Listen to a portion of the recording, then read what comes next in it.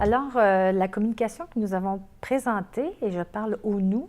donc avec trois autres collègues, Damien Rousselière, qui est professeur à AgroCampus Ouest en France, à Angers, Luc Audebrand, qui est professeur de management à l'Université Laval, et Majdi Benselma, qui est professeur de stratégie à l'UQAM. Et donc, ce projet de recherche-là s'inscrit, c'est-à-dire cette communication s'inscrit dans un projet de recherche qui a été financé par le CRSH, donc au Canada, et qui porte donc, qui s'intitule « Diversification stratégique des coopératives agroalimentaires, agricoles et agroalimentaires et performance plurielle ».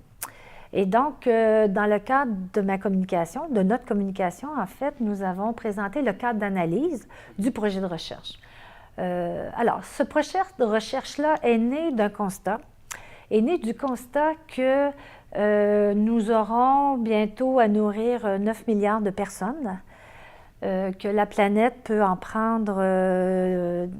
ne sait pas si la planète pourra nourrir toutes ces personnes-là. Et l'autre constat, donc l'importance de quand même être sur des productions de masse industrielles, que pour nourrir une planète, on doit quand même y aller avec des modèles d'affaires qui sont autour d'efficience, de productivité, de volume,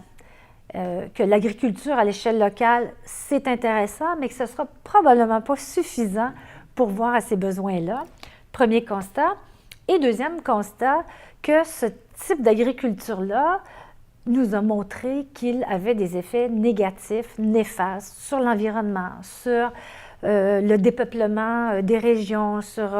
l'hyper-urbanisation avec tous les problèmes sociaux, sanitaires que ça implique. Et donc, que ce modèle-là, il doit être revu et que, selon nous, les seuls acteurs qui sont susceptibles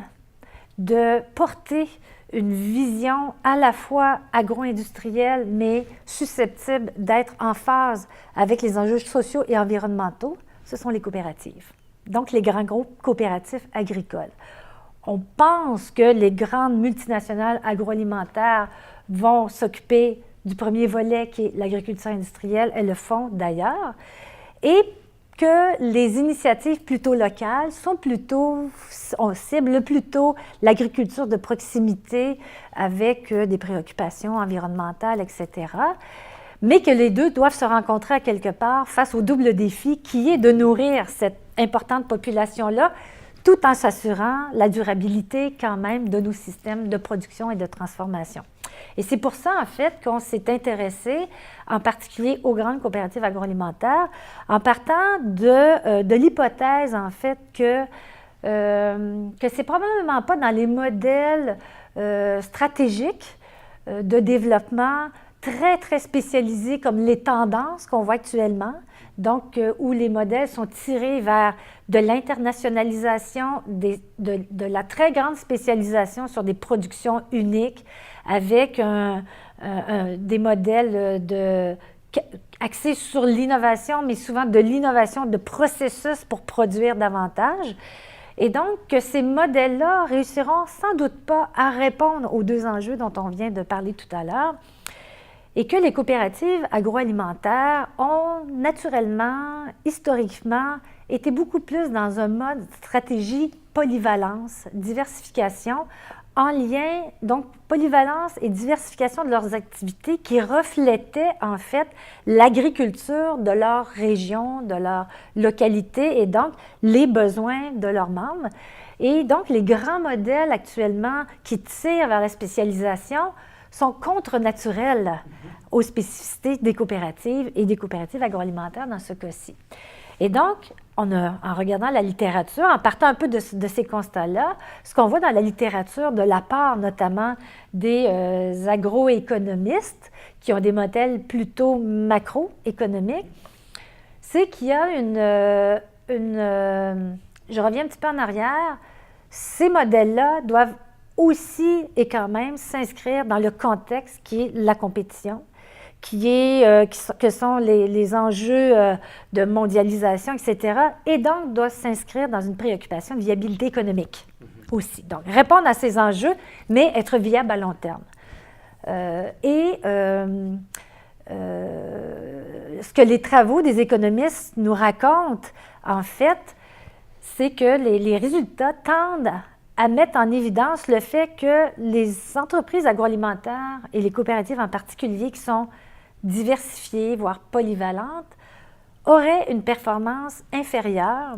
ou ne sont pas capables de démontrer s'il y a une différence de performance, mais en tout cas, les résultats sont mitigés. Et donc, ça pose bien la question à savoir, est-ce que les grandes coopératives agroalimentaires doivent suivre leur logique de reflet des agricultures de leur territoire et donc d'être un peu plus diversifiées, mais que ça va affecter leur viabilité économique comme les agroéconomistes tendent à nous le démontrer, ou en tout cas les résultats ne sont pas clairs. Donc nous, on s'est dit, on pense qu'il y a 2 raisons pour lesquelles les résultats ne sont pas clairs. Probablement la question de la mesure de la diversification et la mesure de la performance aussi.